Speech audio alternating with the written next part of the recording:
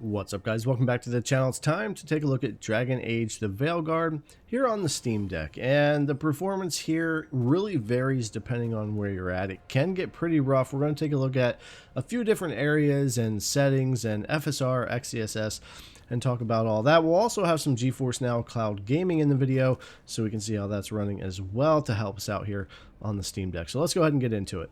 So starting with the settings here, at least we do have 1610 support, 800p full screen.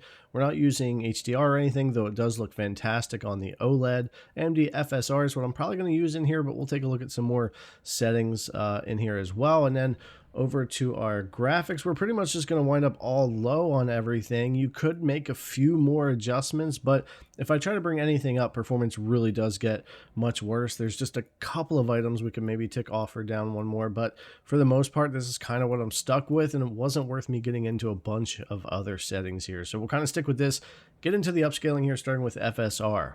So just standing still here, FSR balanced 32 FPS. Of course, we're not doing anything. There's nothing going on, but it's a good place to take a look here at some differences. If we go to native, we'll come down to 24 FPS, which is, of course, going to put us in the teens easily in some other areas of the game. So you're going to need some kind of upscaling. Quality FSR around 29 to 30 FPS right here. Back to our balanced 32, typical 2 FPS difference between those. And then over to performance, we go up another 2 at 34 FPS. Of course, your image quality and ghosting is going to continue to take a hit there. And then ultra performance bring us up to 38. So depending on where you're at and what you're trying to pull out of the game is going to depend on what you decide you want to do with the upscaling. I kind of stuck with balanced on that. Now, as far as XESS going to ultra performance, we go from that 38 on FSR ultra performance to 35, bouncing 33 here on XESS. It might have a little bit better image quality on those than FSR does, but it does take more of a hit on the FPS. So it's up to you. They're both usable here. XESS balanced here at 29 to 30 versus the 32 over on FSR. And then we'll bounce to quality here, which is going to take us to about 28. So really up to you what you want to do with upscaling FSR or XESS, but you're going to have to use something to help keep the game running decent enough in a lot of different areas. I'm going to use FSR balanced for now for the rest of the video just to show the performance, but you've seen how other stuff is working there and you can decide what you want to do. When you get into combat, of course, or when you get busy, it's going to depend on where you're at in the game. I have seen this run in the 20s and all the way up into the 40s depending on where you're at, but more NPCs, more combat, more effects, obviously more things happening. Performance will vary, but the only good thing here is that even though we do have to play in the 20s sometimes, 30s and 40s others, because the GPU does stay bound, even though the CPU is getting used up a lot as well, our frame times are actually good. There's no frame spikes or dips or stutters, so when you're playing a game this low of FPS and trying to get enough performance out of it to be playable, it certainly helps when you don't have a ton of stutters and dips. Even here in a horrible part of the game where we're 19 and 20 FPS in this area of the city, it's rough, but it isn't like a stuttery mess or a slideshow necessarily or dropping the frames, but it's low frame and 20. But point is, there's two different kind of problems: low frame rate or low frame rate with stutter, and when you don't have stutter, it's a little more playable.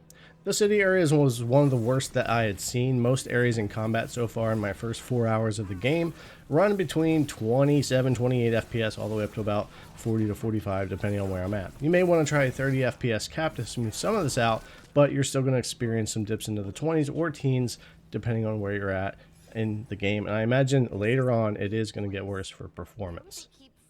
Now taking a look at GeForce NOW, I'm on the Ultimate 4080 tier, so not too hard for it to run 800p. We're going to have an 800p stream, and the game's going to run at 1200p. It's going to look pretty good on here. We're going to have ultra maxed out graphics with ray tracing and all of that. And it's going to look good and run 60 FPS on the stream and in the game. I've locked that down so it's smoother. We could certainly run much higher FPS.